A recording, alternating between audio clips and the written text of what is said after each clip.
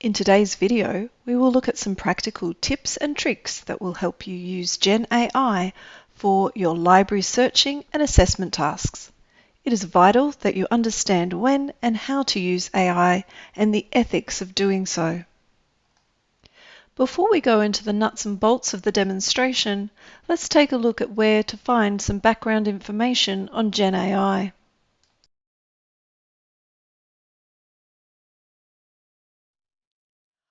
On the left, you'll see some important information about large language models and how to use them. If you pop into prompt engineering, you can see some more detailed information about how to create a good prompt and the craft method of prompt engineering. If we go back over to the left, you'll see some important details for referencing and the Primo Research Assistant, which is the library catalog's AI-powered tool allowing you to search the library catalog using natural language questions. So now we've jumped into the library catalog, and you'll need to make sure that you're signed in the top right corner. So along the top here, you've got a few options. Research Assistant is the first along this bar. Once you click there, you'll see another search bar, and this is where you can pop in your natural language question. It eliminates the need for Boolean search strings and provides the tool's top 5 ranked relevant sources to answer your question. So now we'll add in a prompt that is relevant to my assignment task.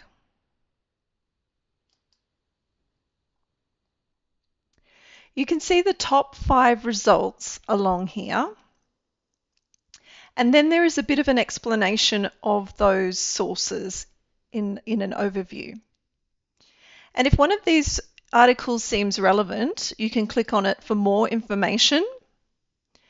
And then you can go directly to that article in our catalogue, and you will see the regular ways to access it through the journal and database.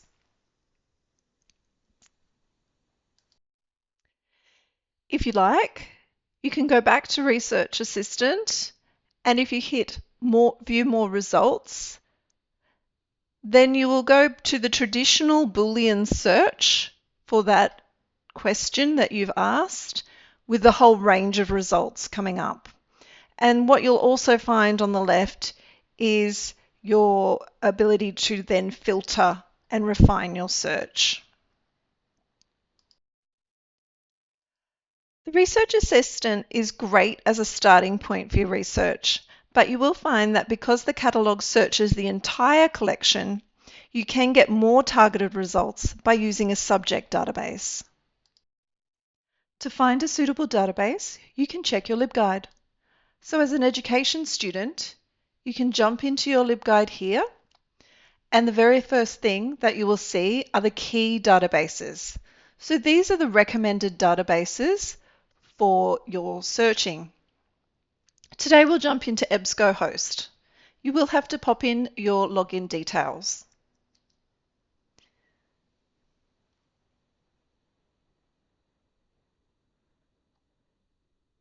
Once you're in here, I do recommend creating an account and signing in, and then you'll have some more options to save your searching and save your articles. But today I'll just show you how to target your search.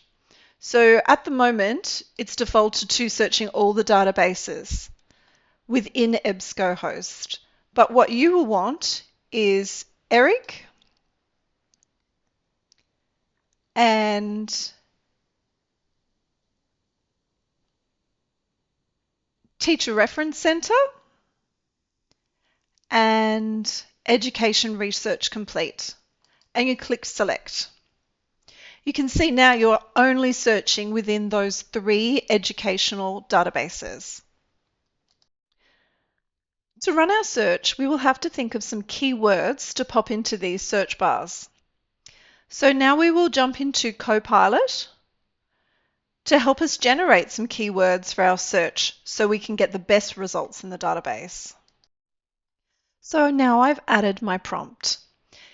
It says generate simple Boolean search keywords for the EBSCO database ERIC on the topic. I've been very specific in what I wanted to do and include. I've also given it the format for the output as a Boolean search string optimized for academic databases. Let's take a look at the results. You can see here it's provided an example of a core search string that you could use. Now it is your job to look at this and decide whether this suits your search. And you can adapt this as you see fit. It's also given a few other options of how you could input those keywords. For this one, it's showing the controlled vocabulary options that you can use in ERIC. And for this one, it's called it a precise search because it's forcing ERIC to search in the abstract and titles. But for today, we might just use the more basic keyword search. What you can do now is copy and paste the search terms that Copilot has generated and add them into the advanced search boxes on EBSCO. Back in EBSCO, you can see we've added Copilot's keyword suggestions. Just be mindful that one line represents one key word and its associated key terms. And the next line is a new concept for your search, and we combined them with and. You're using or within the keywords and synonyms. So let's run that search. Just remember that this is a starting point and you may need to modify or take keywords out or filter further using different options. So just use this as a starting point and then you can see how you go. What is the search like?